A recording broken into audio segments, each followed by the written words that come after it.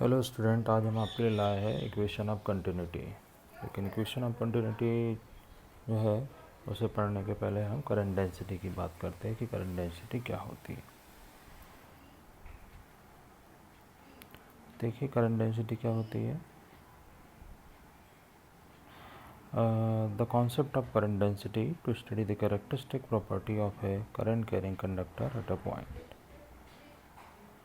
Current density at a point of conductor is a vector quantity whose magnitude is equal to the amount of current flowing through unit area of cross section of conductor taken normal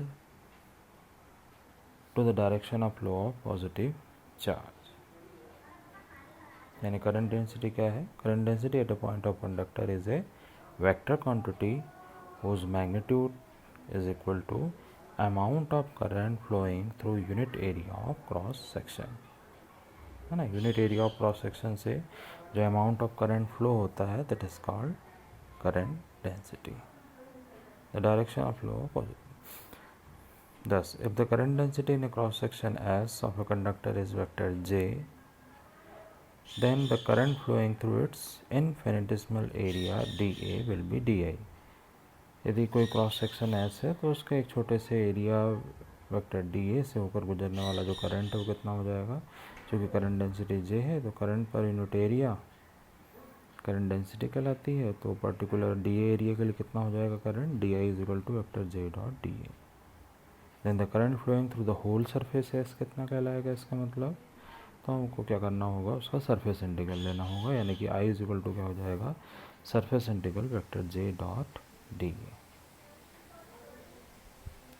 दूसरे शब्दों में हम ये भी कह सकते हैं कि करंट फ्लोइंग इन कंडक्टर किसके बराबर होता है, यानी कि I बराबर से क्या है, देखिए surface integral vector J dot D है। इसका मतलब the current flowing in conductor is equal to flux of current density linked with its cross section.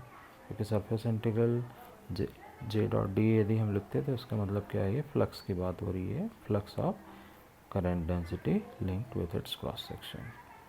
इसकी जो SI यूनिट होती है करंट डेंसिटी की वो होती है एम्पियर पर मीटर स्क्वायर। ठीक है, तो ये तो हमने बात की करंट डेंसिटी क्या होती है।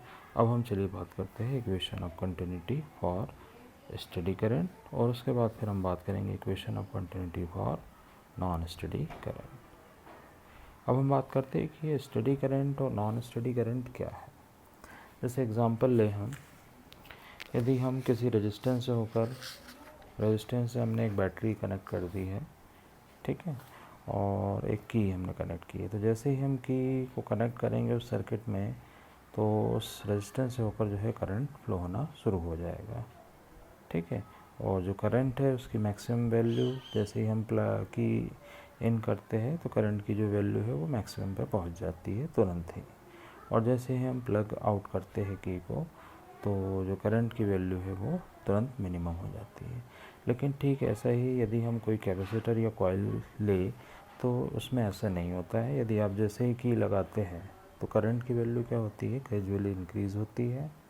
ऐसे ही जैसे ही आप की हटाएंगे तो जो करंट की वैल्यू है वो क्या होती है, ग्रेजुअली डिक्रीज़ होती है। तो इस केस को हम क्या कहते हैं, नॉन स्टेडी करंट कहते हैं।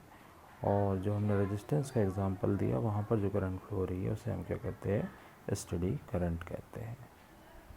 ठीक है, तो चलिए सबसे पहले हम बात करते हैं equation of continuity for steady current के लिए।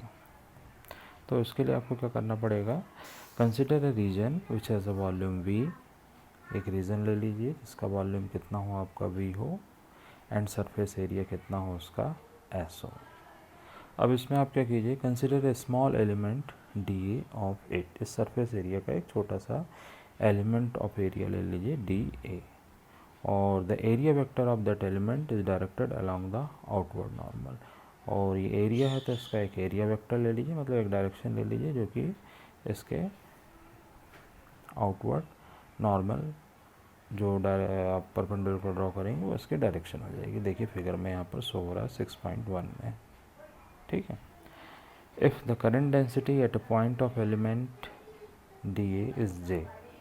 अब मान लीजिए इस छोटे से एलिमेंट के लिए यहाँ पर जो करंट डेंसिटी की वैल्यू कितनी हो, वेक्टर J हो। ठीक है, then the current through volume dV by area dA। तो ये जो आपका छोटा सा एरिया डी है इसका वॉल्यूम भी होगा कुछ ना कुछ dV। ठीक है, तो यहाँ से होकर गुजरने वाला जो टोटल करंट है वो कितना हो जाएगा, वेक्टर J डॉट डी। ठीक है, तो ये इस छोटे से एरिया से होकर गुजरने वाला करंट है, तो इसका मतलब ये हुआ total current flowing through volume V enclose by surface S। ठीक है, तो इस टोटल सरफेस S से या टोटल वॉल्यूम V से जो करंट फ्लो होगा उसकी वैल्यू क्या हो जाएगी, आपका जो छोटे से एरिया से फ्लो होने वाले की वैल्यू कितनी थी, vector J dot D A थी, तो उसी का हमने क्या कर देंगे, सरफेस इंटीग्रेशन कर देंगे। तो I इज इक्वल टू क्या हो जाएगा, surface integral of vector J dot D A. ठीक है, आगे बढ़ते हैं। But for the time independent current distribution there is no accumulation of charge at any point between the two consecutive sections of the conductor. Therefore the surface integral of current density over the whole surface S will be 0। क्योंकि study current के लिए क्या होगा, charge accumulate नहीं हो पाएंगे। ठीक है, चार्ज लगातार फ्लो होते रहेंगे। इसका मतलब ये हुआ कि फॉर स्टडी करंट के लिए for the time independent current distribution there is no accumulation of charge, therefore at any point between the two consecutive sections of the conductor the surface integral of current density कितनी हो जाएगी, 0 हो जाएगी। ठीक है, यानी जितना करंट इंसर्ट होता है उतना ही करंट वहाँ से निकल जाएगा, तो जो टोटल फ्लक्स है वो कितना हो जाएगा, 0 हो जाएगा। यानी कि surface integral of vector J dot D A कितना हो जाएगा, 0 हो जाएगा। ठीक है, अब हम क्या करेंगे, यहाँ पर गॉस डाइवर्जेंस थ्योरम यूज़ करते हैं। तो गॉस डाइवर्जेंस थ्योरम क्या होता है, किसी वेक्टर का सरफेस इंटीग्रल उस वेक्टर के वॉल्यूम डाइवर्जेंस के वॉल्यूम इंटीग्रल के बराबर होता है। ठीक है, तो ये गॉस डाइवर्जेंस थ्योरम है, यहाँ पर यूज़ कर लीजिए। तो यदि surface integral of vector J dot d is equal to आपका 0 आया है, तो volume integral of divergence J d भी कितना हो जाएगा, आपका 0 हो जाएगा। अब राइट हैंड साइड में 0 है तो वॉल्यूम इंटीग्रल आप हटा सकते हैं, है ना, या डिफ्रेंशिएट करेंगे तो वॉल्यूम इंटीग्रल हट जाएगा। तो divergence of vector J is equal to कितना आ गया आपके पास, 0 आ गया। तो ये जो इक्वेशन है ये इक्वेशन ऑफ कंटिन्यूटी कहलाती है फॉर स्टडी करंट के लिए।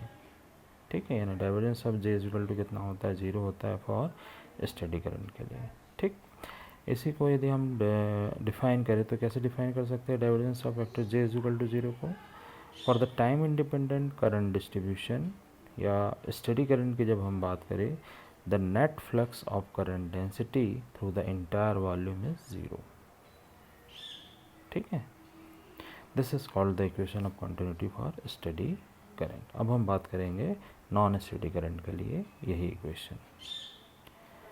तो इन वेरिंग करंट, यानी जब नॉन स्टडी करंट की बात होती है, the current density J at any point in that region will not depend only on position but will also depend on time. In such a case, according to law of conservation of charge at any instant, तो non study current में क्या होता है, vector J position के अलावा time पर भी depend करता है। तो from law of conservation of charge यानी से क्या हो जाएगा, the rate of charge entering in volume V enclose by the surface S वो किसके बराबर हो जाएगी, the rate of charge living out of the volume enclose by the surface S। यानी कि surface integral of vector J dot D को क्या लिख सकते हैं, माइनस में dq अपॉन dt। यह हम नेगेटिव साइन का इंडिकेट करता है कि जो charge is decreasing with time in the given volume. ठीक है, जैसे जैसे चार्ज पास होते जाएगा वो डिक्रीज होते जाएगा। If the volume charge density is rho, अब यहाँ जो Q है उसको हम कन्वर्ट कर लेते हैं। यदि रो मान लीजिए क्या हो आपकी वॉल्यूम चार्ज डेंसिटी हो, तो टोटल चार्ज Q क्या हो जाएगा, वो हो जाएगा volume integral of rho dV के बराबर, क्योंकि रो क्या है, वॉल्यूम चार्ज डेंसिटी है। ठीक है, तो Q की वैल्यू आप इनपुट कर दीजिए 6.5 में, तो ये आपकी इक्वेशन क्या बन जाएगी, surface integral of vector J dot d is equal to minus d by d t. Q की जगह क्या लिख दिया आपने, volume integral rho d v लिख दिया। ठीक है, अब यहाँ पे गॉस डाइवर्जेंस थ्योरम यानी अगेन आप यूज़ कर लीजिए। ठीक है, तो क्या होता है, volume integral of divergence J d v is equal to surface integral J dot d, यानी किसी वेक्टर का सरफेस इंटीग्रल उस वेक्टर के डाइवर्जेंस के वॉल्यूम इंटीग्रल के बराबर होता है। तो यही आपने यहाँ पर यूज़ की। तो यहाँ पर क्या हो जाएगा, ये जो surface integral J dot D है वो हम इनपुट कर देते हैं उसकी वैल्यू इस इक्वेशन में। तो ये रख दी हमने, देखिए minus d by d t volume integral rho d v रख दी। दोनों को एक साइड ले आइए, ठीक है, वॉल्यूम इंटीग्रल कॉमन ले लीजिए। तो और राइट हैंड साइड में ज़ीरो है तो आप डिफ्रेंशिएट कर दीजिए या वॉल्यूम इंटीग्रल हटा दीजिए। तो इक्वेशन बन जाएगी divergence J plus d rho upon d t is equal to zero, या divergence J is equal to minus del rho upon del t या d rho upon d t. ये कहलाती है for time dependent current distribution के लिए, ठीक है। और ये इक्वेशन कहलाती है आपकी कब, फॉर नॉन स्टडी करंट के लिए इक्वेशन ऑफ कंटिन्यूटी। इस इक्वेशन को यदि हम डिफाइन करें तो क्या हो जाएगा, the above expression is called the equation of continuity for time dependent current distribution, according to which the divergence of current density is equal to rate of decrease of volume density of charge, ठीक है। तो ये दोनों equation थी आपकी, equation of continuity for steady current and non study current.